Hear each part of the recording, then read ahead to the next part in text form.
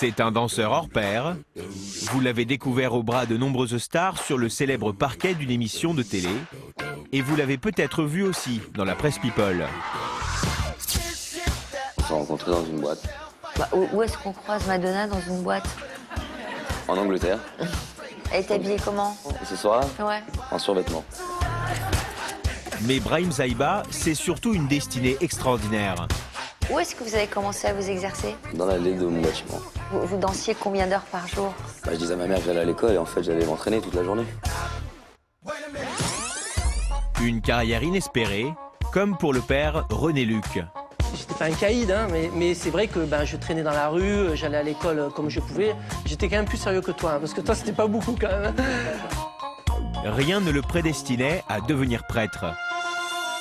Dès l'âge de 12 ans, j'avais une moto, il fallait avoir 14 ans normalement. Je sortais avec les filles. Ah bon? Bah oui. Et pourtant, des années plus tard, Et moi, je suis là, un gamin qui a jamais entendu parler de Dieu pratiquement. Et j'entends ce pasteur et je me dis, ouais, moi j'ai envie d'essayer.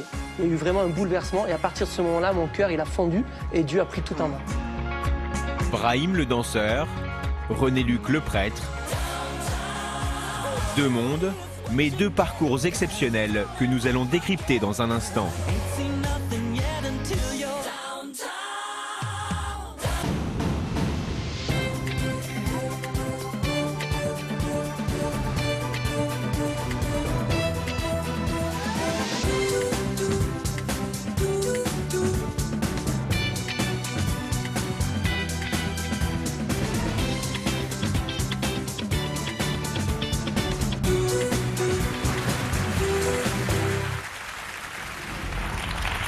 Bonjour à tous et bienvenue dans Toute une histoire. Notre premier invité cet après-midi est un danseur que vous connaissez certainement. Outre ses exploits sportifs, il a surtout fait la une en étant le boyfriend d'une star internationale et pas n'importe laquelle, Madonna. Et pourtant, nous allons voir que rien ne le prédestinait à côtoyer les plus grands. Merci d'accueillir très chaleureusement Brahim Zaïba.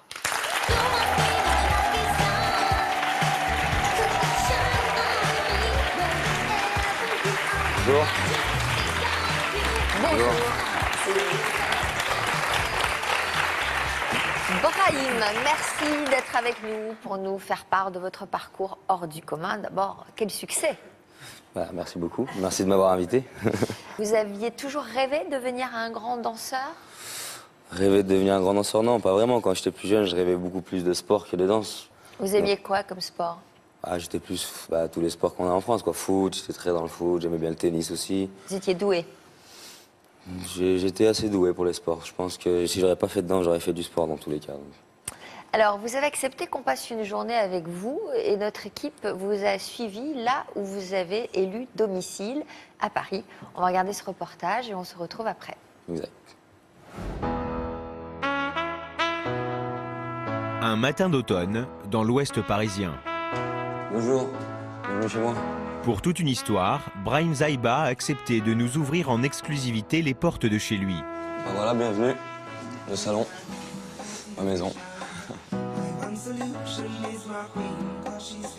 C'est deux amis à moi qui ont fait ça parce que j'aime bien le dessin et je leur ai demandé, voilà, quand j'ai mon appart, vous allez venir chez moi, vous allez dessiner. Le graphe, ça fait partie du hip-hop, quoi. Dans le hip-hop, on a la danse, le rap, le graphe. Donc voilà, c'est quelque chose qui est en moi. Moi aussi, je graffe un petit peu. Je fais des petits gribouillages un peu de partout, comme j'ai fait un peu là, sur les murs aussi qui sont par là. Mais la spécialité de Brahim, c'est plutôt le breakdance. À l'âge de 9 ans, il se découvre une passion pour la danse. Et c'est sur scène qu'il se crée peu à peu un univers bien à lui. Là, je pense que c'était 2004. Ça, c'était le championnat du monde 2010 à Nagoya. C'est de très bons souvenirs parce que j'ai commencé avec mon groupe en 2000. On a remporté le premier championnat du monde en 2003. Et après, de 2003 à 2010, on a fait 3 ou 4 fois le tour du monde. On a vraiment voyagé dans énormément de pays tous ensemble. S'il vit un succès fulgurant depuis 5 ans, le jeune danseur a néanmoins su garder les pieds sur terre. Je suis comme tout le monde, je danse. Et moi, quand ils viennent me voir dans la rue, ça me fait plaisir parce que j'ai souvent des compliments ou des choses gentilles. Donc je la vis très bien et je suis heureux comme ça. Qu'est-ce qui séduit autant le public chez moi? Ah, j'en ai aucune idée, faut le demander au public, je sais pas. Comment je suis, peut-être. Brahim plaît au public et il enchaîne les projets. Cet après-midi, il va nous faire découvrir les répétitions des Trois Mousquetaires, un spectacle musical où il incarnera un des rôles principaux dès septembre 2016. Partager la scène avec des chanteurs, c'est un pur plaisir. Donc, avant, je partageais la scène avec des chanteurs, mais j'étais derrière eux. Et maintenant, je vais être à côté d'eux, je vais être acteur avec eux. Je pense que c'est un petit défi, ouais, ça va être nouveau, donc il va falloir que je tienne ma voix, il va falloir que... Enfin, des codes que je connais même pas. Pour moi, c'est une progression et que je suis content.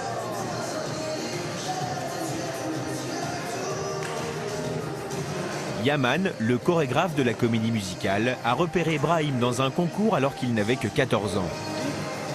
Quand je l'ai connu, il se démarquait des autres dès le début. Ouais, ça, c'était indéniable parce qu'il avait un style de break qui était à l'époque un peu hybride. Et on n'avait pas l'habitude de voir les mouvements qu'il faisait. Il est là où il doit être et je pense qu'il sera encore plus loin, plus haut dans le futur. Auprès de ses partenaires de scène, Brahim fait aussi l'unanimité. C'est quelqu'un qui a beaucoup de charisme. Quand il prend tout de suite très bien la lumière, on le voit. Il a un regard, il est présent. Nous, les mousquetaires, on n'est pas des danseurs nés. Alors, Brahim a un œil artistique très, très développé pour ce qui est mise en scène, chorégraphie, qui nous apporte un grand support lorsqu'on monte des numéros un peu plus acrobatiques. Matt Pokora connaît bien Brahim, puisqu'ils ont travaillé ensemble sur une autre comédie musicale, Robin des Bois. Aujourd'hui, c'est en ami qu'il assiste aux répétitions. Et il pose un regard plein d'admiration sur le parcours du danseur. C'est quelqu'un qui n'est pas né avec toutes les bonnes cartes en main et qui a su évoluer, grandir, se faire une place, travailler dur. Et c'est quelqu'un qui prend très très bien soin des gens qu'il a autour de lui. Il a cette fibre paternelle ou de grand frère, voilà. Je suis fier de mon parcours, mais je pense qu'il y a eu le travail qui compte. Et voilà, comme je dis, j'ai toujours pas fini de travailler, j'apprends tous les jours. On m'a appris ça quand j'étais jeune, il vaut mieux être le plus nul dans la salle que le plus fort pour apprendre de tout le monde. Donc c'est ce que je fais tout le temps et voilà, j'adore. Jusqu'à toi pour le meilleur, ici et toi pour la première fois. Dites donc, que de chemin parcouru depuis que vous avez quitté Lyon. On va revenir à ces années-là, justement. Vous avez grandi dans quel environnement familial? Moi, j'ai grandi à Lyon, dans un quartier qui s'appelle la Duchère. J'ai grandi à la Duchère, ensuite j'ai déménagé, j'habitais à Mermoz, j'étais avec ma maman et deux petits frères et une petite sœur. Pourquoi qu'avec votre maman, Mon père est parti très tôt dans ma vie, donc je sais pas Vous vraiment aviez quel âge souvenirs. quand il est parti? Même le souvenir de l'âge, je l'ai pas vraiment, donc je sais pas, je vais avoir 5-6 ans. Vous étiez l'aîné de Ouais, vos je suis frères et l'aîné de ma sœurs? famille, exact. Vous étiez quel genre d'enfant? Je sais pas, c'est plutôt ma mère qui pourrait le dire, mais bon, je sais pas, j'étais un enfant un peu agité un petit peu. Moi, j'étais très dans le sport, donc voilà, j'avais toujours besoin de me dépenser, d'être dehors. Donc j'étais l'enfant un peu... Mais quand même raisonnable ou plutôt raisonnable, agité, faisant des bêtises? Non, je pense comme tous les petits. J'ai dû faire peut-être des petites bêtises, mais bon, pas vraiment de grosses bêtises. Vous étiez un peu réservé, il paraît. Plus réservé, plus raisonnable. Dans le partage et dans les collectivités à fond. Vous rêviez à quoi, secrètement? Je rêvais des grands stades. Je rêvais des grands stades de foot. C'est-à-dire que vous vouliez être professionnel de foot? Ouais, complètement. C'est qui votre idole? On a tous un modèle, comme Zizou, bien évidemment. Zizou? Ah bah oui. Bon, C'est et Zizou, puis le quoi, modèle. gagner beaucoup d'argent, tout ça, ça vous est rêvé? Les filles, les belles voitures? Belle voiture, non, pas du tout. Mais bon, ça fait rêver, bien sûr, d'avoir une belle maison, une belle voiture, une bonne vie, surtout d'où je viens. Donc je voulais avoir une belle maison, une belle voiture, ça c'est clair. Et votre maman, elle faisait quoi? Maman faisait un peu tous les boulots, elle allait de gauche à droite, elle faisait un peu tous les travails. Donc c'est pour ça, quand on est comme ça, on se dit, on veut réussir dans un autre chemin. Vous aviez envie de l'aider, votre maman? Ah, toujours. C'est... Toute ma vie, je l'aiderai. Et voilà la photo. La voilà, la maman. Ouais, exact. Alors, c'est en regardant la télévision qu'est née votre passion pour la danse. Pourquoi? Qu'est-ce qui vous a attiré dans cette discipline? En fait, c'est quand j'ai vu ces personnes-là, c'est des gens je voyais des jeunes qui sont dans mon quartier tous les jours et qui sont là, restés sur les bancs. Je les voyais surtout sur le banc, moi, qui allaient à l'école et qui revenaient en jouant au foot. Et un jour, je les ai vus dans Graines de Star, une émission qui passait sur une chaîne. Et quand je les ai vus, eux, à la télé, alors que je les voyais tous les jours en bas de chez moi à rien faire, je me suis dit, bon, ils font déjà quelque chose, c'est cool si on arrive à les voir à la télé. Donc après, je me suis intéressé à eux, je suis allé les voir et là, j'ai vu qu'ils Ils dansaient, c'est là qu'ils m'ont montré un peu, ils m'ont dit voilà, tu fais ci, tu fais ça. Donc quel genre de danse? Breakdance. Moi, c'est très tout tourner sur la tête, faire des acrobaties, roulades.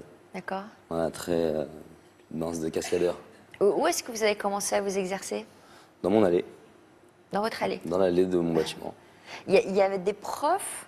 Non, c'est pour ça que j'ai préféré partir dans la danse au bout d'un moment dans ma vie, parce qu'au foot, on avait toujours ces coachs et tous ces gens qui sont derrière vous, à vous crier dessus, à vous dire de faire ci, ça. Et c'est la chose que j'arrivais pas à gérer, en fait. Et quand Les j'ai connu coachs? la danse, le coach, pas que le coach, mais les ordres, La discipline? les ordres directs sur quelque chose que c'est très difficile à accepter pour moi. Donc quand j'ai vu dans la danse, tu es tout seul, c'est toi qui crées ton propre mouvement, tu vas à l'entraînement à l'heure que tu veux. Je me suis dit, bon, bah, je vais aller faire un peu de danse. Votre mère, elle en pensait quoi de cette passion?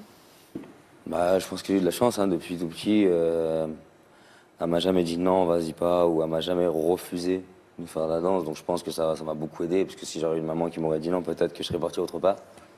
Mais Donc, ça veut dire quoi? Vous dansiez combien d'heures par jour? bah, je disais à ma mère que j'allais à l'école et en fait j'allais m'entraîner toute la journée. Ah ouais, vous n'alliez pas à l'école?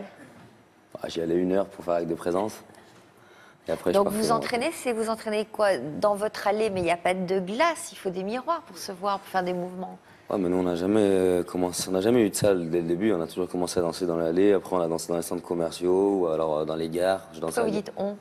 Parce qu'on était toujours en groupe. J'étais pas tout seul. Enfin, j'y allais tout seul rejoindre mes amis qui étaient sur place parce qu'on venait pas des mêmes quartiers. Ouais. Mais on était toujours un petit groupe de 3 ou 10 personnes à bouger ensemble comme ça, à pas aller à l'école ensemble, à se rejoindre pour danser. Et c'est ça qui a formé le groupe et c'est ça qui nous a ramenés. Et alors il existe des concours dans cette discipline?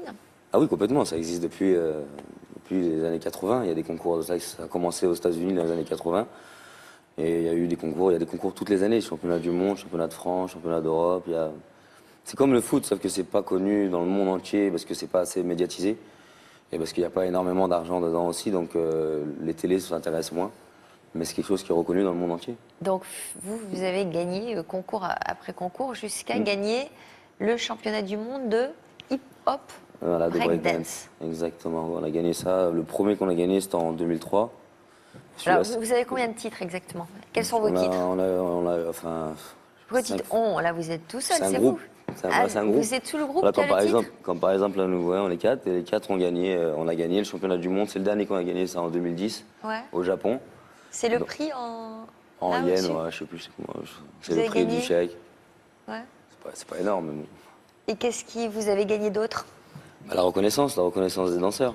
Les Non danseurs. mais vous avez gagné plusieurs titres. Ah, plusieurs titres, on a gagné 5 fois championnat du monde, 2 fois Europe, après championnat de France. Ça a lieu tous les combien les championnats du monde? Toutes les années. Donc vous à l'époque vous aviez quel âge? Le premier, j'avais 17 ans. Et on devient professionnel de ça? On a envie? Bah, pas avec les battles, pas avec ces genres de compétition, parce que comme vous voyez, il y a peut-être marqué 500 000, mais c'est déjà 500 000 à monnaie asiatique. Et après, on est 5, on se les partage. Donc on ne gagnait pas énormément d'argent avec. Nous, vraiment, c'était vraiment une passion depuis le début. On a dansé. La première année, notre premier championnat du monde en 2003, on a gagné 125 € et un sac à dos, chacun. Donc je peux dire que c'était pas non plus alléluia, mais on a gagné devant 12 000 personnes, il y avait dans la salle.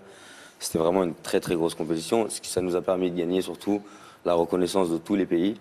Et tous les pays nous ont invités à chaque compétition, donc on était invités de partout, on n'était pas payés, on était juste, ils nous payaient le voyage et le manger sur place, les défraiements normal, mais on n'était pas payés. Si on gagne et c'est peut-être 200 € ou 300 € par personne. Et si on perd, on Mais de retourne quoi au vous groupe. viviez alors?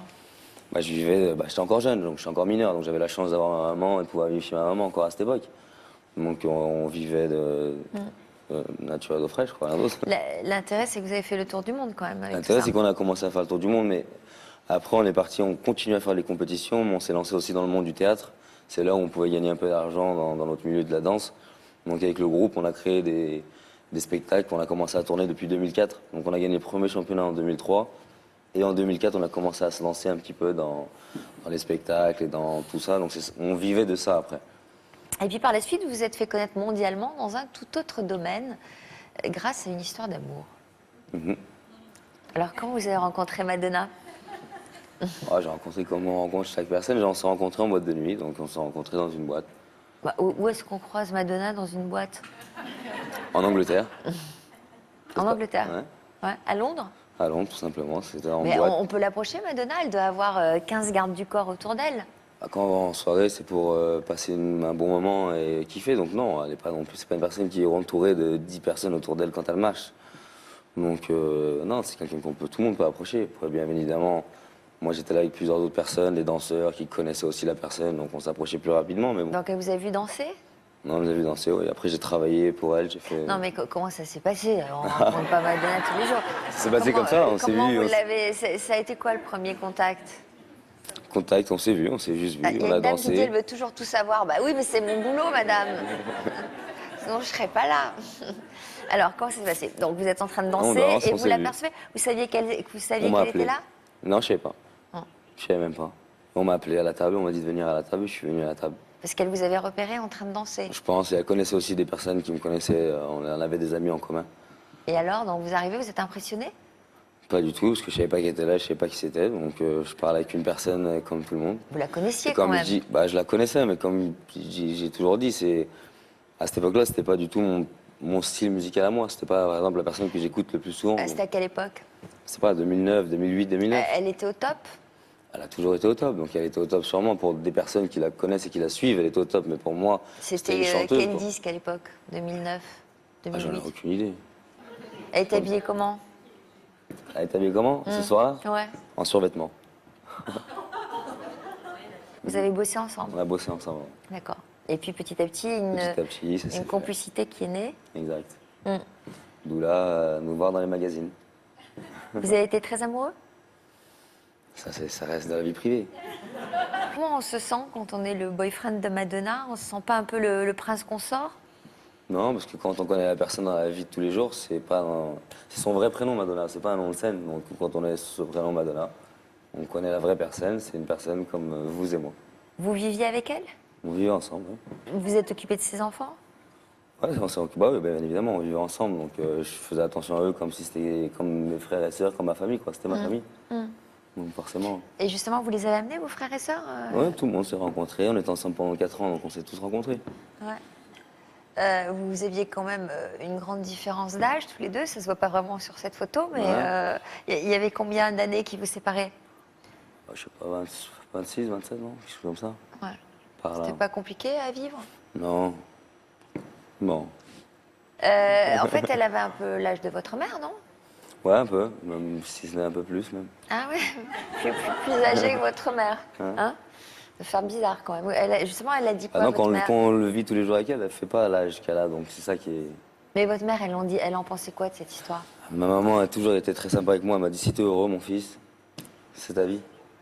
Elle hallucinait pas un peu quand même? Bah, je pense qu'elle a sûrement halluciné quand elle a entendu le nom de la personne, peut-être. Qui est-ce qui a rompu? Ah, ça c'est nos vies, ça. Vous avez souffert? Tout le monde a souffert. Qu'est-ce que vous gardez de cette relation? Énormément de choses, c'est une personne que je respecterai toute ma vie, on est toujours en contact, on parle toujours ensemble. Elle m'a appris énormément durant ces années. Ouais. Donc voilà, je garderai Qu'est-ce que de qu'elle bons vous a souvenirs. appris? Énormément de choses, j'ai dû prendre 15 ans d'âge en 3 ans, quoi. Alors, il y a une autre femme très importante dans votre vie qui a également contribué à votre construction. Mère. Oui, c'est votre... Qu'est-ce qu'elle représente pour vous? Manifestement, Bah, beaucoup. tout. Hein. Elle représente tout. Ouais. C'est déjà grâce à elle que je suis ici, sur Terre, donc déjà, ça, on lui en doit tout. Ouais. Ensuite, elle m'a toujours accompagné dans tout ce que j'ai fait, que ce soit en bas ou en haut, elle a toujours été là, donc voilà. Elle n'a jamais jugé. Jamais jugé, enfin devant moi, non. Peut-être derrière, c'est pas grave, mais en face de moi, non. Elle a toujours pris le parti de votre Elle bonheur a et toujours de dit vos ce qu'elle envies. avait à dire. Et elle a toujours été plus de mon côté que les autres, donc c'est ça qui m'a aidé à avancer. Et heureusement que j'ai une mère comme ça. Et pourtant, elle en a connu des galères, elle. Eh oui. Donc c'est pour ça. Mais exactement. Vous la voyez souvent? Là, par exemple, la dernière fois, c'était quand? La dernière fois que je l'ai vue, je sais plus, c'était quoi? Tiens. En juillet, je crois, quelque chose comme ça. Ouais, ça fait un moment. Que je dise pas de bêtises, parce que si elle entend la télé, elle va m'insulter après. Il y a des choses que vous lui avez jamais dites en face? Petite en face. Par exemple, ce que vous avez dit là, sur son importance dans votre vie, sur tout ce qu'elle vous a transmis, elle le sait tout ça? Elle le sait, on s'est toujours dit. Vous aimeriez lui dire en face? Je lui ai déjà dit en face, pourquoi pas? Hein? Parce qu'elle est là aujourd'hui. Ouais. C'est excellent ça. Patricia nous rejoint.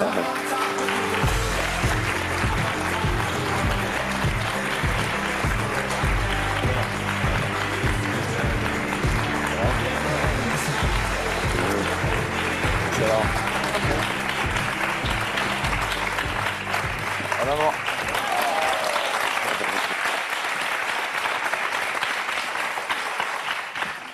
Il est sympathique ce garçon. Ouais. Très sympathique. Il aime beaucoup sa maman. Elle a besoin, on est obligé, non? Hein? Ouais, enfin, tous les garçons ne l'expriment pas comme ça. Ouais. C'est plutôt touchant, je trouve. Je l'exprime de la façon que je le ressens. Ça doit vous toucher. Oui. Comment vous expliquez ce lien si fort entre vous? Avant tout, déjà, c'est mon fils. Hein, donc, le lien, il est tout de suite là, hein, depuis toujours. Et puis, ça a toujours été un garçon, même les autres enfants, mais ça a toujours été un garçon. Jamais eu de soucis, jamais eu de problème. Alors, qu'est-ce que vous avez pensé de cette histoire avec Madonna?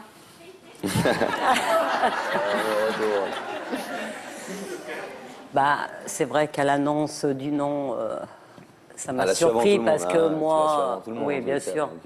Puis moi, c'est vrai que dans ma jeunesse, moi j'écoutais Madonna. Ouais. Vous étiez fan? Fan, pas non plus fan à fond, mais je l'écoutais beaucoup. Donc c'est vrai que quand il m'a annoncé... Comment il vous l'a annoncé? À la maison, entre Comme nous. tout. Voilà, on discutait. Comme si on dit je vais acheter une baguette, j'ai dit voilà. Voilà, donc c'est vrai qu'il est assez nature, il est assez direct. Non, elle à moi, on n'est pas passé par mille chemins à chaque fois, donc je vais pas l'appeler en lui disant bon, j'ai quelque chose. Non, je dis voilà, j'ai une nouvelle copine, elle s'appelle comme ça. Oui, c'est vrai que sur le banc, ça surprend. Ah bah, j'imagine quand même. Hein. Surtout elle, oui. En plus, elle est plus âgée que vous. Encore ça, c'est pas ce qui me... Ça m'a plus étonné de la personne, mais après l'âge... Vous n'avez pas eu peur pour lui? Non. En vous disant qu'il allait peut-être se perdre dans ce monde du showbiz? Non, parce qu'il a toujours gardé les pieds bien sur terre, il sait très bien ce qu'il fait, donc de ce côté-là, je connais bien mon fils et... Non, j'avais pas peur. Vous l'avez rencontré? Oui. Madonna? Où? Oui, en vacances. Quand on côtoie comme ça Ah ben là, carrément, vous avez rencontré le président de la République. Très sympa, monsieur Hollande. Très sympa. Il était président? Oui, c'était à l'Élysée, ça. Ouais. À quelle occasion? Vous lui avez donné des cours de breakdance? J'aurais bien voulu, mais bon, non, c'était pour le Noël de l'Élysée en 2014. J'ai dansé avec Trèves à cette époque, je pense. C'est la dernière fois qu'on l'a vu à l'Élysée. C'était là. Bon, il est temps de saluer Yvonne, notre psychologue. Bonjour Brahim. Yvonne, sympathique ce garçon. Hein. Très sympathique. Bien les pieds sur terre, il vaut mieux quand on est danseur en même temps. Bien ancré, beaucoup d'humilité et qui n'a pas du tout un ego surdimensionné. Et le changement et le contact avec la célébrité, ça vous perturbe pas du tout. Donc vous savez rester très humble. Mais néanmoins, la plupart des personnes qui ont un changement aussi radical de vie peuvent être perturbées, c'est-à-dire qu'ils peuvent se dire mais pourquoi je suis là? Est-ce que je le mérite? Ils se vivent un peu comme des usurpateurs, ce qui n'est pas du tout votre cas. En revanche, jamais vous n'avez ressenti ça, ce syndrome de l'usurpateur, là où on ne se sent pas légitime Les gens connaissent l'histoire très bref, mais bon, avant de rencontrer cette personne-là, je connaissais déjà la célébrité, j'ai rencontré déjà énormément de personnes qui étaient connues, j'ai voyagé les 4 coins du monde avant de la rencontrer, donc j'ai rencontré des stars qui étaient en Corée ou qui étaient en Russie. Et comment vous expliquez cette humilité? Vous avez le fait que ça ne vous ait pas tourné la tête. Comment vous l'expliquez, vous, ça? Parce que vous savez d'où vous venez? Parce que je sais d'où je viens, je sais où ma famille est toujours, je sais qui m'entoure. Et si demain, plus rien sera là, je sais qu'il sera encore là. Donc c'est il y a un parcours que je trouve très intéressant. D'abord, il y a une énergie vitale et une énergie physique impressionnante, de l'endurance et vraiment aussi une curiosité. Et dans tout ça, une forme d'idéal déçu. Le père, une absence, donc pas de modèle. Une mère qui croit en vous, donc qui vous donne vraiment une énorme confiance en vous. Sans votre maman, pas de confiance en vous, une estime de vous, une force associée à une forme de pudeur affective. C'est-à-dire que vous ne vous encombrez pas d'émotions, vous verrouillez tout ce qui est émotionnel pour pouvoir avancer. C'est-à-dire que sinon, vous avez surtout pas envie de vous laisser submerger par les on-dit, par la tristesse. Il faut avancer. Et vous cherchez à l'extérieur, grâce à vos amis, grâce à votre curiosité aussi, vous cherchez des référents et vous cherchez des modèles. Et vous êtes toujours à l'affût, comme un hyperactif, toujours, qu'est-ce que je vais faire? J'ai une passion, comment je vais pouvoir l'assouvir? C'est-à-dire que vous étiez très physique, vous êtes passé du foot, mais vous vouliez surtout pas de coach. Pourquoi? Parce que le rapport au père étant absent, il était hors de question que quelqu'un vous donne des ordres. C'était vous qui étiez responsable de vous. Et vous étiez responsable de votre mère et de vos frères et sœurs. Donc c'était vous qui étiez responsabilisé très vite. Et alors, personne n'a le droit de vous dire quoi que ce soit. Ça aurait pu être une souffrance aussi. Merci. Eh bien. Ah non, elle est bien, c'est bien.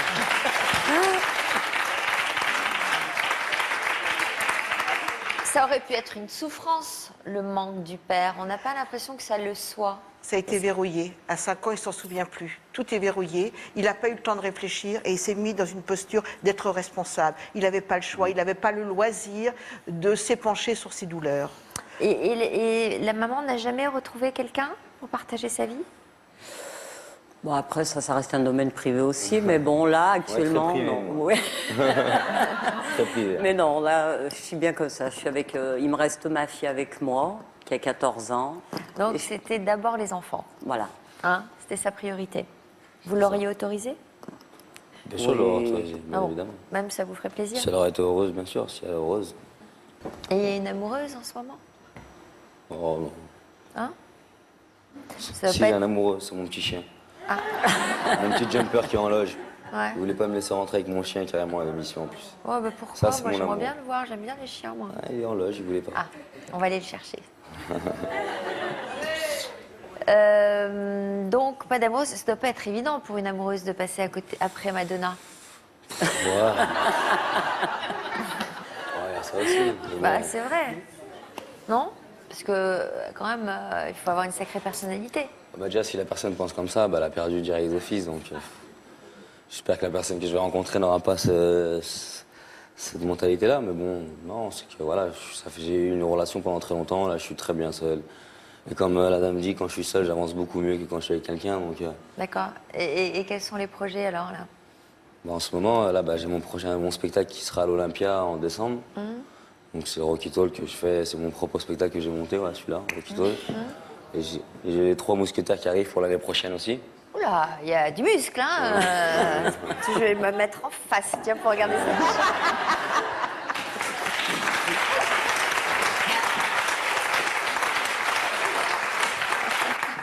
Et alors donc, ça consiste en quoi ce spectacle? Ça, c'est un spectacle avec tous les styles de danse dedans.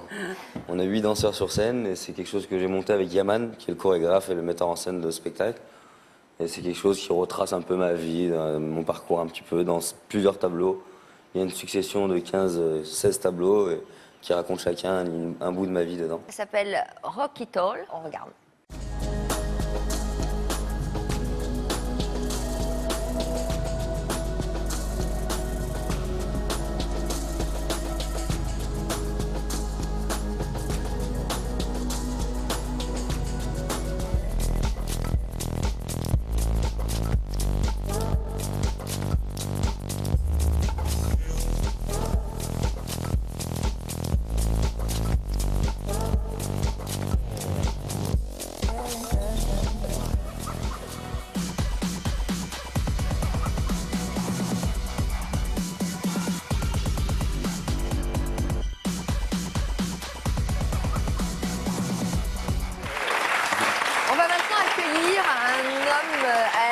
Destinée extraordinaire, encore un. Étant enfant, il n'aurait jamais imaginé en arriver là où il en est aujourd'hui.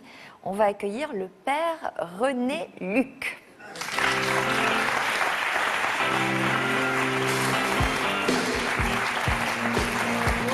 Bonjour.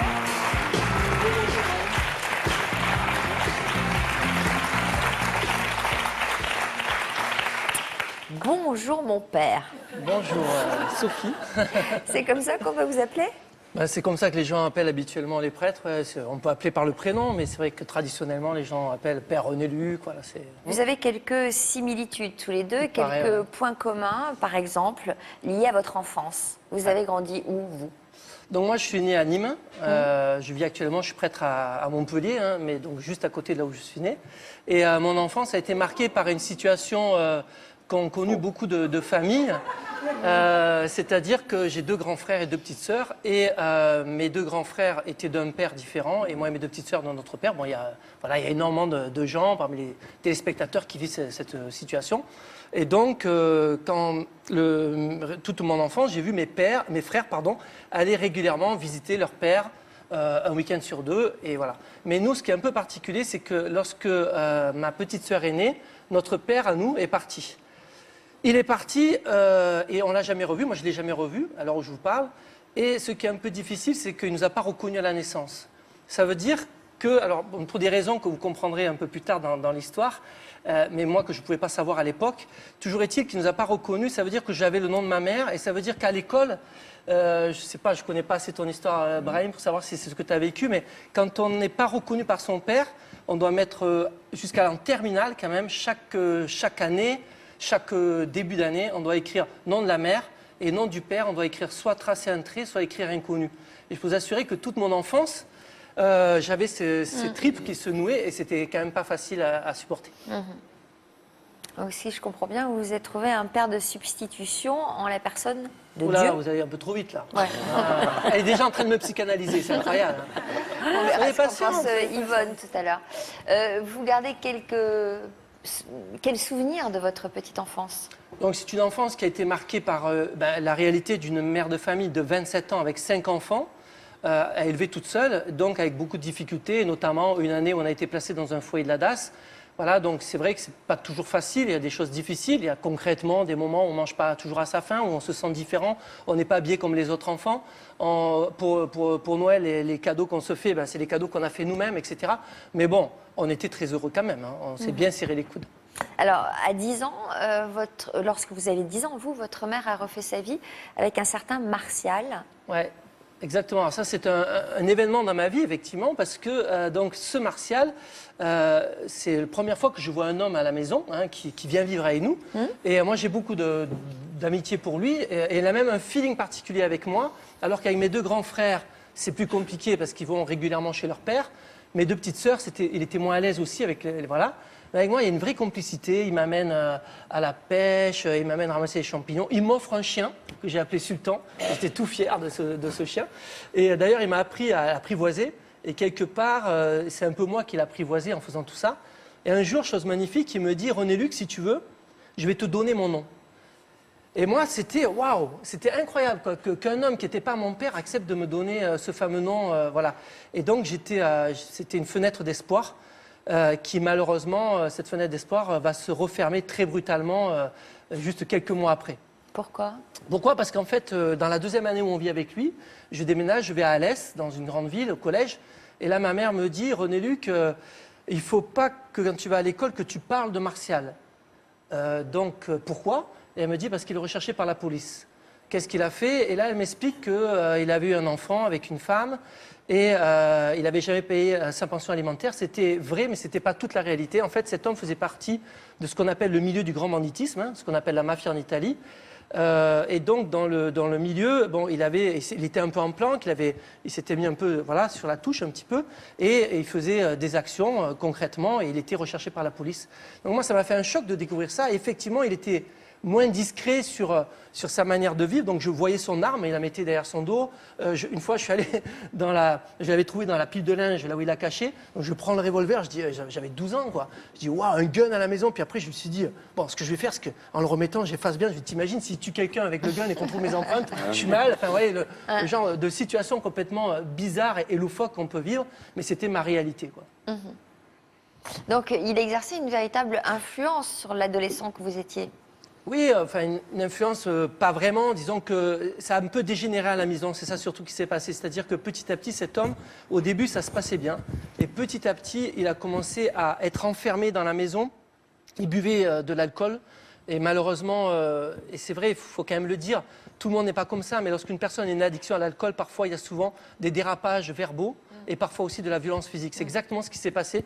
Cet homme, dans la première année, était vraiment comme un père exemplaire pour moi, mais petit à petit commençait à vraiment dérailler et à avoir des disputes et des scènes de violence envers ma mère. Je me souviens de ce jour en particulier où mon frère et moi, on était avec les enfants, on était dans la chambre en bas, on entendait la dispute au premier étage. Et mon frère aîné, qu'on surnomme Babou, il est monté pour vraiment, pour défendre ma mère. Et quand il est arrivé, ma mère s'est interposée, elle a dit non, ne te mêle pas de ça. Elle ne voulait pas qu'il y ait un affrontement entre ce Martial et mon frère. Et mon frère est redescendu, il est passé devant moi. Je revis vraiment la scène comme si j'y étais. En disant « Ah, elle veut pas que je l'aide, ah, elle veut pas que je l'aide ». Et en fait, il a pris son vélo, qu'il avait dans la chambre, je ne sais plus trop pourquoi, mais il a ouvert la fenêtre, il a enjambé le pas de la fenêtre, et la pédale de son vélo a cassé le carreau de notre chambre. Et ce soir-là, c'est plus qu'un carreau qui s'est cassé, parce qu'on était tous les 5 issus du même ventre, la même maman, et toute notre vie, dans les épreuves, on était soudés autour de notre mère. La fratrie. Et là, mon frère est parti vivre chez son père, mon autre frère l'a suivi, et ma mère n'a pas eu la force psychologique, si vous voulez, de résister devant cette situation, et cet homme a brisé l'essentiel qui était notre fratrie. Et donc je me suis retrouvé à 13 ans, propulsé chef de famille, à gérer toute cette situation avec un père gangster, à organiser des fugues, des fuites, on a essayé de fuir, il nous a retrouvés, et voilà, une situation vraiment très compliquée. Vous avez commis quelques petits méfaits? Non, alors il faut dire que d'abord, cet homme-là, un jour, s'est fait arrêter. Il a été mis en prison. Les flics l'ont arrêté. Ils n'ont pas réussi à voir pourquoi il était.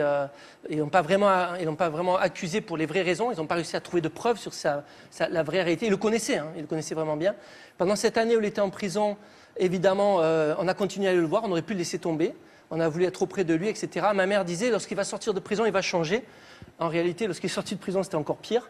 Et c'est dans cette période-là, si vous voulez, pour répondre à votre question, que moi, évidemment, vous pouvez bien l'imaginer, j'étais pas un caïd, hein, mais c'est vrai que je traînais dans la rue, j'allais à l'école comme je pouvais. J'étais quand même plus sérieux que toi, hein, parce que toi, c'était pas beaucoup quand même. Vous étiez bon à l'école ? Voilà, je faisais de la moto beaucoup plus jeune qu'à l'âge qu'il fallait. Dès l'âge de 12 ans, j'avais une moto, il fallait avoir 14 ans normalement. Je sortais avec les filles, je faisais des vols des fois. Ah bon ? Bah oui, c'est normal, j'étais un gamin de la rue, à l'époque, j'étais pas celui que je suis devenu. Donc vous aviez des flirts ? Oui, j'avais des copines, j'avais des flirts, voilà, c'était dans ce domaine-là, je dirais que peut-être au même âge, on avait les mêmes facilités, j'en sais rien. Ah, donc vous aviez, avec les filles, vous aviez un succès fou. Non, mais faut pas dire ça, mais j'étais à l'aise, j'avais pas de blocage, voilà, mais c'était des amourettes d'adolescents, hein, faut pas non plus dire, voilà, ça restait voilà, c'était l'époque de la boum, tu sais, t'as pas connu ça, toi. Sophie Marceau et tout ça, vous imaginez, c'est pas les mêmes trucs qu'on passe aujourd'hui. Bref, et donc dans cette période-là, j'étais un adolescent, si vous voulez, qui prenait en tout cas la pente de la délinquance, ça c'est sûr. Et c'est à cette même période que votre mère vous a fait une révélation choc sur votre identité. Effectivement, ouais. Alors que cet homme était en prison, un jour elle me prend à part, elle m'amène donc en Camargue, auprès de l'étang du Vaccarès. Il faut dire que mes racines sont en Camargue, c'est un pays que j'aime énormément, j'ai vécu une partie de mon enfance dans le mas de mon grand-père en Camargue. Et là, elle me dit, René Luc, voilà, il faut que je te parle de ton père. Alors moi, j'avais le cœur qui battait la chamade parce qu'elle ne m'avait jamais parlé de mon père encore. De lui, je savais juste son prénom et son métier. Et donc, j'ai le cœur qui bat la chamade et elle me dit, en fait, il faut que tu comprennes une chose, c'est que ton père n'est pas celui que tu crois être parce que tu n'as pas le même père que tes sœurs. Waouh! Alors là, j'ai eu un choc et je dis, mais qu'est-ce que tu me dis là? Raconte. Et elle m'explique qu'en fait, alors qu'elle était en plein divorce, elle est séparée du père de mes frères. Elle est au mas en Camargue avec mes 2 grands frères. Et à ce moment-là, le divorce n'est pas fait. Il y a un homme qui vient, qui sonne à la porte. Cet homme est grand, baraqué, blond, beau gosse.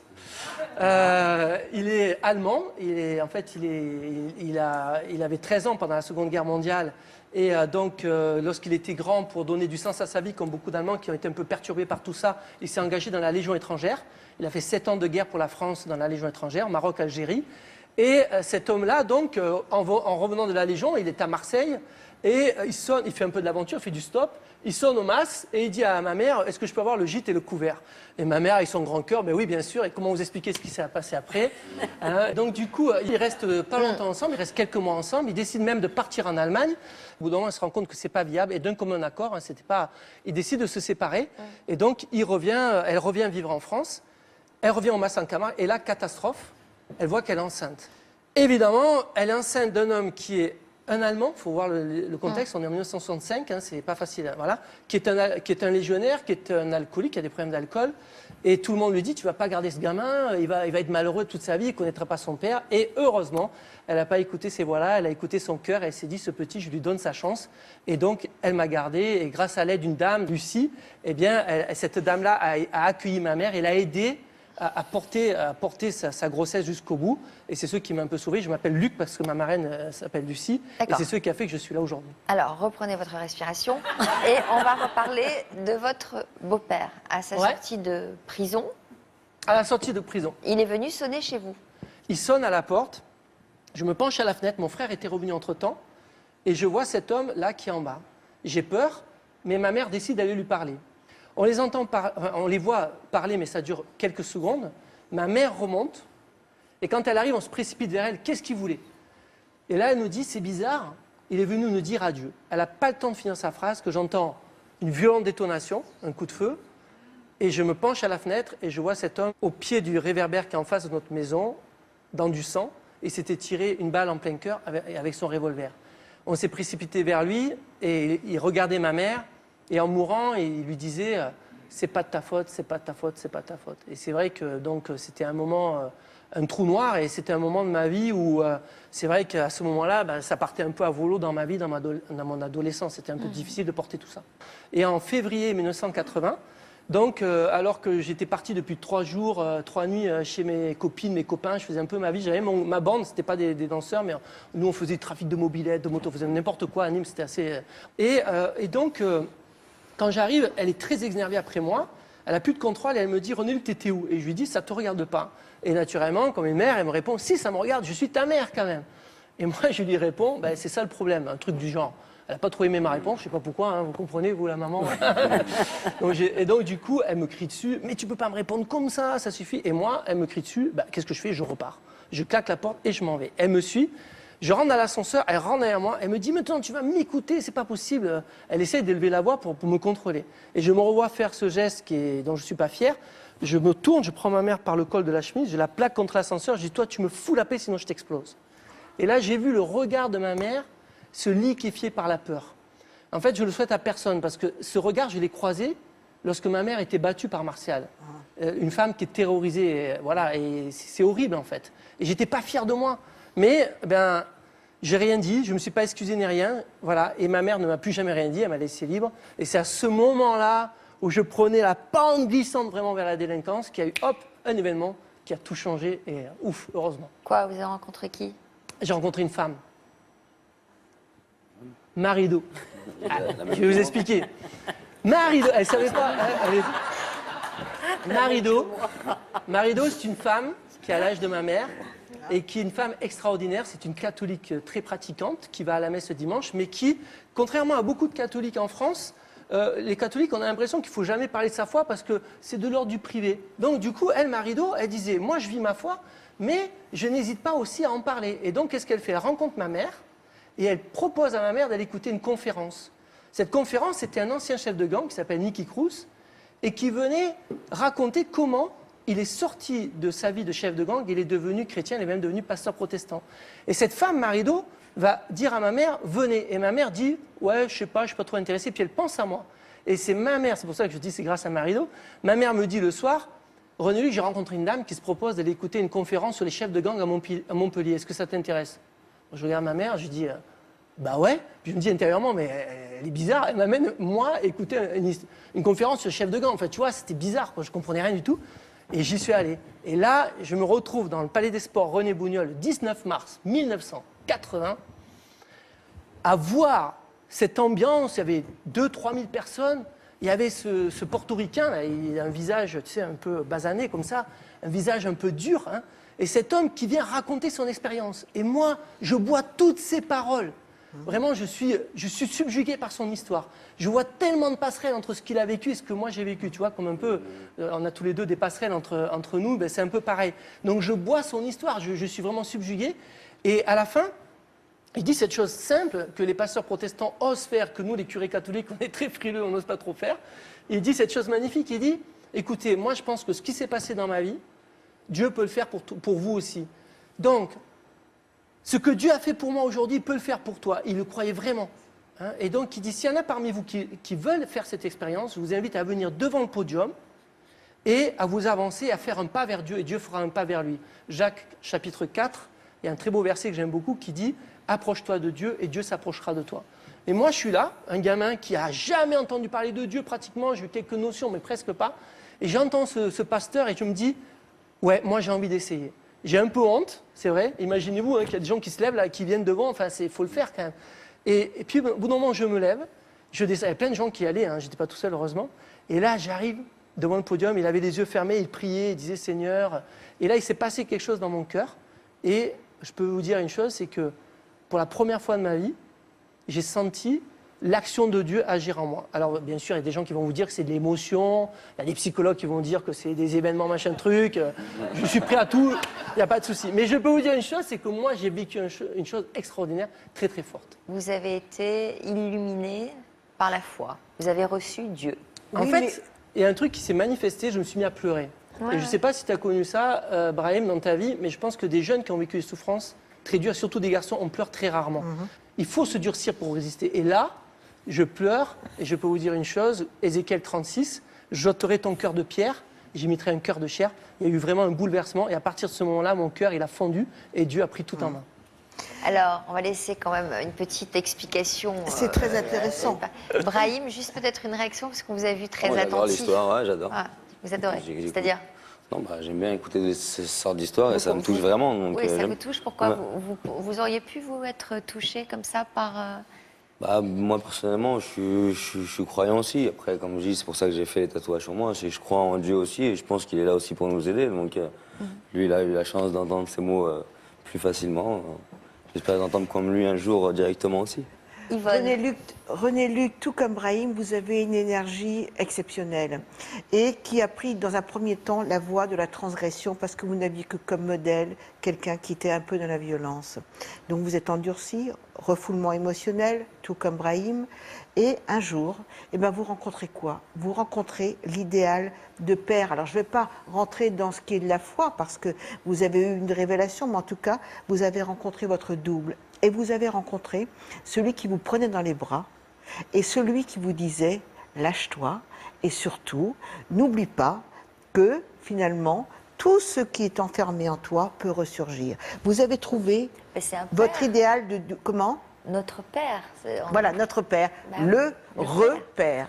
C'est-à-dire, en mal de père, vous avez trouvé un père idéal à travers ce pasteur, mais derrière ce pasteur, il y avait Dieu le Père, et je crois que c'est ça qui vous a permis de fondre et de vous ouvrir à vous-même, parce que vous étiez le même, en tant que prêtre et en tant que finalement un tout petit peu délinquant, vous avez la même énergie. Elle est juste transcendée, elle est sublimée. Vous avez sublimé cette énergie un petit peu déviante en quelque chose qui est un petit peu magique. Non, ça, c'est encore autre chose. Parce qu'alors, en plus, vous jouez de la guitare. Non, mais en fait, ce qui s'est passé, c'est qu'une fois que j'étais chrétien, on m'a amené dans des camps de chrétiens. Tu vois, moi, j'ai pas fait de la danse, mais et là, on m'a fait jouer de la guitare. En fait, j'ai appris à jouer de la guitare, j'aimais bien. Et puis après, je me suis dit, mais franchement, alors j'espère que parmi les auditeurs, personne ne sera vexé de ce que je vais dire. Mais je disais, moi, dans les années 80, je disais, mais waouh, la musique catho, mais qu'est-ce que c'est ringard, quoi. C'était esprit de fête, rebâtira. Enfin, j'espère que je. Non, mais c'est vrai. Et moi, j'étais un jeune, j'avais 18 ans. Moi, j'écoutais du Goldman, du Cabrel. D'ailleurs, un petit clin d'œil à Cabrel qui vient dans son nouvel album faire une chanson sur la croix qui est magnifique. Oh là là, moi, je trouve ça extraordinaire. J'aimerais trop le rencontrer pour le remercier. Bref, donc, moi, j'ai dit à mes copains qui étaient croyants, je dis, mais il faudrait qu'on fasse un groupe. Et on a fait le premier groupe de rock catho en France. Ça s'appelait Totus Tous. Et les mecs, ils hallucinaient, quoi. Des mecs qui jouaient de la guitare et tout ça. Et vous chantiez quoi? Moi, j'étais bassiste dans le groupe. Mais vous chantiez quelle chanson? Des tas de chansons. Mais de quel répertoire? Du répertoire qu'on avait créé. C'était notre propre répertoire. C'est vous qui avez on a écrit fait, par exemple, une chanson qui s'appelait, on avait joué une chanson qui s'appelait Le Cantique. On reprenait le Cantique de Saint-François. Ah oui, d'accord, ça restait quand même des trucs oui, très... c'est des chansons à thème. Où c'était, par exemple, on avait une chanson sur Aucune vie ne peut être vaine, elle vaut la peine. C'était sur l'avortement. On avait des chansons à texte, on avait des chansons qui étaient des prières. On avait plein de chansons comme ça. Très bien. Alors, nous avons des images du père René Luc avec sa guitare. On marque une courte pause et on les regarde avec plaisir juste après. Restez bien avec nous, car ce sont des images qu'on n'a pas vraiment l'habitude de voir. Comme nos invités, vous pouvez nous raconter votre histoire. Pendant des années, vous avez partagé une amitié très forte avec une personne avant de vous rendre compte qu'elle vous était néfaste.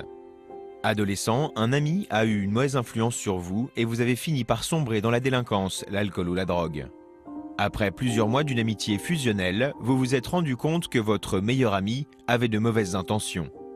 Vous avez vécu une amitié toxique qui vous a détruit. Aujourd'hui, vous avez réussi à vous en défaire. Vous vous inquiétez des fréquentations de votre enfant et aimeriez en parler avec nos spécialistes. S'il s'agit de votre histoire, contactez-nous au 0820 16 30 15 ou sur les réseaux sociaux. Aujourd'hui, l'équipe de l'Histoire continue vous propose une émission spéciale consacrée à un humoriste que personne n'a oublié.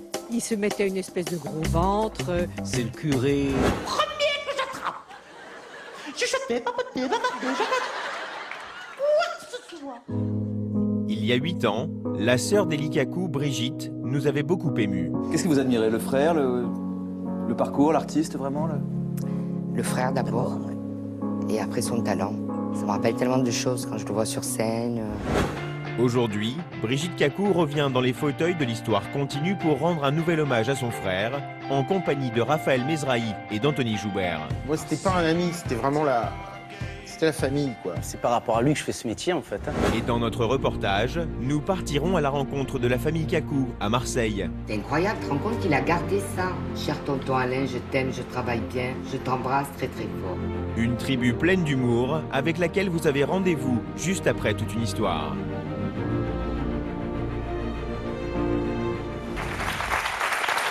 Merci d'être resté avec nous pour la suite de notre émission. Alors, le chien nous a rejoint, le chien de Brahim, comment il s'appelle? Jumper. Voilà. Qu'est-ce que c'est comme race? C'est un pincher nain. Il fait du breakdance?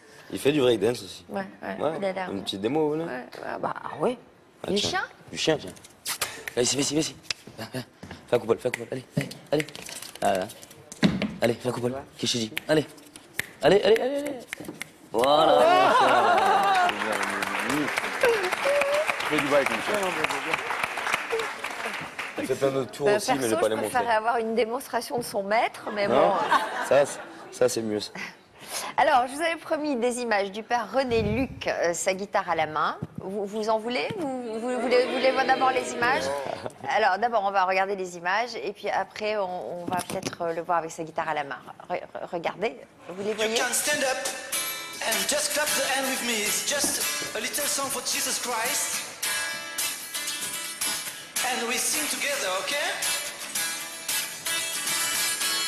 Jesus died on the cross. Jesus died on the cross. He died to save the lost.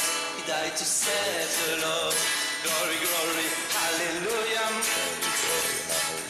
Come on and praise the Lord. Ah, c'était quand ça? Un drapeau coréen. C'est un rassemblement. C'était un rassemblement international. Et alors, je précise vraiment, Sophie, vous avez beaucoup insisté pour que je fasse la guitare, mais je ne suis pas du tout musicien. Je ne suis pas un prêtre-chanteur. Je suis un prêtre. Il y a une histoire particulière, c'est vrai. Et c'est de l'anecdote. C'est-à-dire que moi, je suis prédicateur. Je prêche un peu partout en France et à l'étranger. Là, c'est un rassemblement international. Et il y avait 45 000 personnes. Et alors, je fais une prédication. Et à un moment, le prêtre qui organisait ce rassemblement dit Père René Luc, on va s'arrêter pour prendre un chant. Et je ne sais pas ce qu'il m'a appris. Je lui ai dit si vous voulez, je vais vous faire le chant. Et j'ai pris la guitare et j'ai complètement improvisé ce petit chant comme ça. Donc c'est anecdotique. Ouais. Mais je sais que dans les médias, on aime bien le côté Jésus revient, le prêtre. Alors attendez, là, si vous la connaissez, on l'adore. Ah voilà. Donc du coup.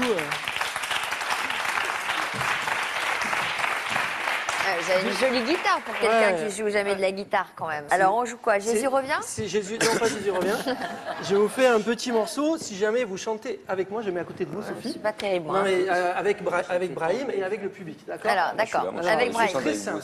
Sinon, si je suis tout seul, je suis perdu. D'accord. C'est simple parce qu'il suffit de me répondre. Vous avez vu, c'est la même. On va pas se casser la tête. Je fais par exemple Jesus died on the cross.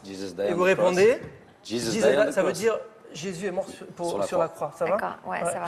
Et après, he died to save the lost. Vous me prenez pour une débile en fait. Mais non, je suis désolé. Bon, allez-y. Alors. Et après, donc, vous voyez, c'est très facile à répondre. Hein? OK? On essaye ensemble? Tout le monde répond. Hein. Jesus died on the cross. Jesus died on the cross. He died to save the lost. Died to save the lost. Glory, glory, hallelujah. Glory, glory, hallelujah. Come on and praise the Lord.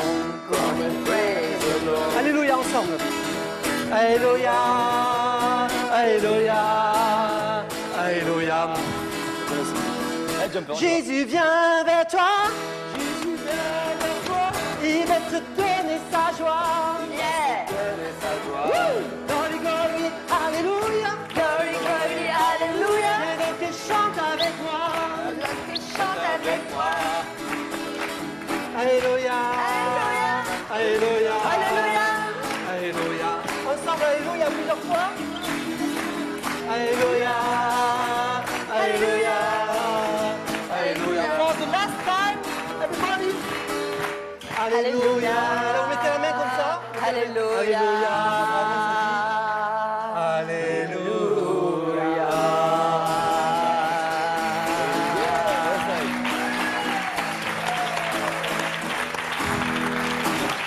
Bravo. Mesdames, messieurs, Fazer, René Lou. J'adore. J'adore ça. Alors je vous C'était promets, à quelle occasion, ce c'est rassemblement Vous avez rencontré Jean-Paul II? Vous êtes allé Ah au oui, grand alors, rassemblement? Voilà, alors je regrette un peu qu'ils n'aient pas mis un autre extrait que j'attendais, qui est beaucoup plus sympa, qui est un extrait du stade Gerland. Voilà, alors là c'est beaucoup plus impressionnant. Ah ouais, donc non, là, au stade Gerland, j'ai donc en 86, Jour et là ma- je ma jouais naissance. avec mon groupe au stade Gerland. Vous êtes où là? Je suis né en 86, moi. Ben voilà, j'avais 20 ans, et là c'est au stade Gerland rempli. C'est vous Je qui suis parlez? le gars qui est juste derrière en blanc, là, D'accord. avec la basse noire, voilà, Ouais. le bassiste. Là. Ça, c'est mon groupe. Là. Ah, c'est un peu plus intéressant que la petite chanson que je fais. Là. Ah ouais. Ah ouais. Là, il y a 60 000 personnes et c'est le feu. Alors, ils sont venus parce que le pape venait, en fait. Ils sont venus parce que le pape venait et nous, on jouait pour la venue du pape. Comment il s'appelle le groupe? Totus tous. Tous, ça veut dire quoi? Et justement, alors, totus tous, c'est la devise du pape, ça veut dire tout à toi. Et le pape Jean-Paul II avait dit tout à toi, Jésus, par Marie. Donc, de consacrer toute sa vie à Jésus par Marie. Et j'ai eu la chance de le rencontrer 2 fois. Une première fois lorsque j'avais 16 ans. Et ça, c'est l'année d'après, en 1983. Donc, en décembre 83, je suis parti avec un prêtre, le père Daniel Ange. On est partis ensemble au Liban. J'avais 17 ans pour donner de l'espoir et de la force aux chrétiens libanais. Et le pape Jean-Paul II nous a bénis au moment de partir. Ça, c'est quand j'ai 16 ans et que je crie au pape « Très Saint-Père, priez pour les jeunes qui ont la vocation sacerdotale ». Et j'aime beaucoup cette photo parce que le pape, à ce moment-là, me regarde et me bénit, vous voyez, comme s'il était attentif à chacun. Voilà. Merci d'être venu nous voir sur notre plateau. On est ravis de vous avoir fait vous rencontrer. J'imagine que vous Alors, garderez des liens Claire. après cette émission. En tout cas, vous viendrez nous raconter. Merci, c'était un vrai plaisir. Merci à vous. Un vrai moment de partage. Merci à Yvonne. Merci à vous tous pour votre fidélité. N'oubliez pas la rubrique Toute une histoire dans Version Fémina ce week-end. Et rendez-vous demain avec d'autres invités au parcours étonnant. Bon après-midi. Merci.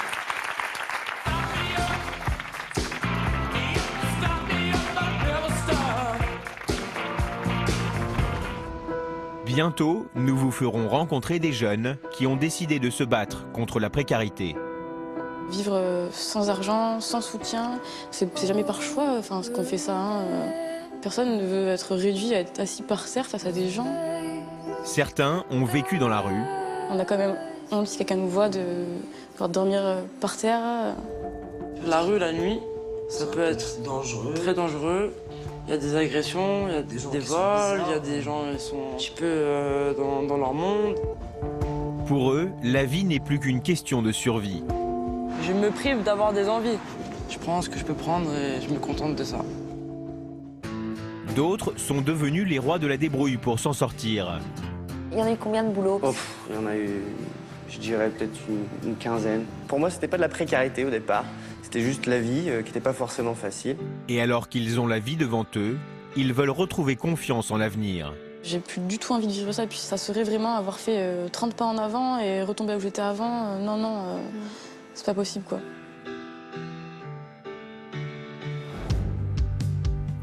Round we go in circles. Does it have to be this hard?